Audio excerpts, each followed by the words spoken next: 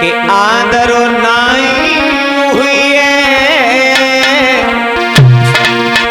सती के आदरो नाई हुई और सती जी बिना बुलाए जय आदर नाई हुई सती जी बिना बुलाए जय हो आदर।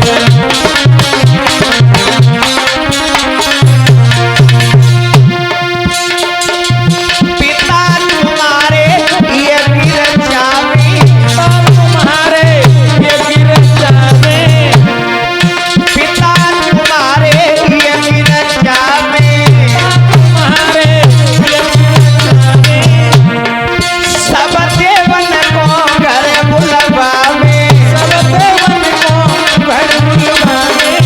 सती चाहे तुम पछताए हो, सती जी बिना बुलाए जय हो। चाहे तुम पछताई हो, सती जी बिना बुलाए जय हो।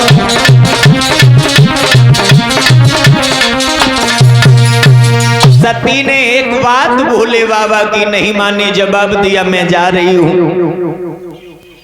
सती भोले बाबा से वहां से चली गई। दक्ष प्रजापति के पास में, पिता के पास में जैसे ही पहुंची है तो समझो जो साथ की सहेलियां थी हकीकत में वो भी नहीं बोली। सत्य है जहां आपका बुलावा नहीं है वहां जाया नहीं जाया, सम्मान नहीं होता, आदर नहीं होता, अपमान होता है वहां। मां थी, मां की ममता ही है। पिता ने नहीं बुलाया, मां ने फिर भी हाल पूछा सती का, पर साथ की सहेलियां बिल्कुल नहीं बोली। सती आगे बढ़ी तो सब देवताओं का स्थान था, पति भोले बाबा का कोई स्थान नहीं था। तो बहुत नाराज हुई, नाराज हुई। जवाब दिया ये क्या, माताओं के अंदर ये बहुत अच्छी ये बात, ये अच्छा गुण है। आप ऐसे समझो, पति चाहे कितना भी गलत हो, पर पत्नी जिस समय अपने घर जाती है तो अपने पति का हमेशा सम्मान करती है, अपमान कभी बर्दाश्त नहीं कर सकती है। ये माताओं के अंदर ये गुण है, ये अच्छाई होती है।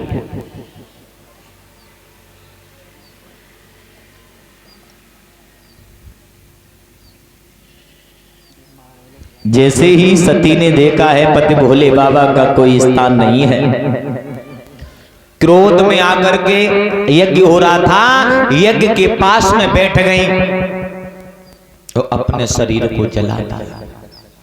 पवन देव से आदेश दे दिया, पवन देव अगर हो सके तो भोले बाबा तक ये मेरा संदेशा पहुंचा। भोले बाबा कैलाश पर्वत पर थे, जैसे संदेशा प्राप्त हुआ तो जैसे ही क्रोध में नेत्र खुले हैं तो भोले बाबा ने क्या किया कि सोई एक जटा फिर बोला जी आए पर्वत पे दे पानी।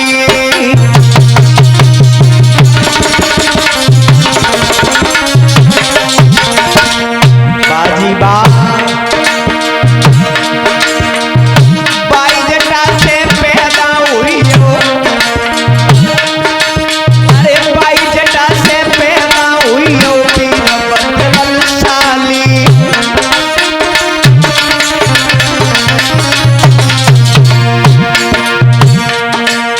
भोले बाबा को जैसे ही क्रोध आया, एक जटा उखाड़ी, शिला में जैसे ही पटकी, उस शिला से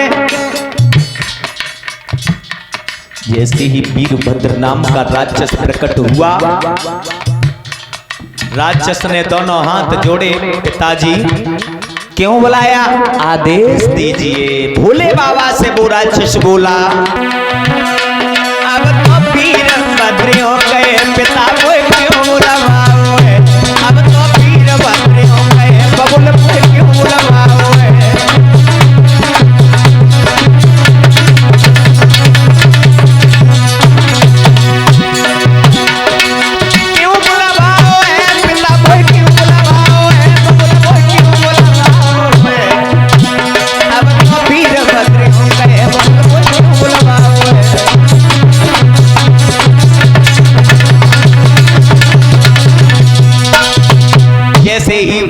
भोले बाबा ने कहा तुम्हें हमने इसलिए प्रकट किया, इसी वक्त इसी क्षण तुम दक्ष प्रजापति के पास में चले जाओ।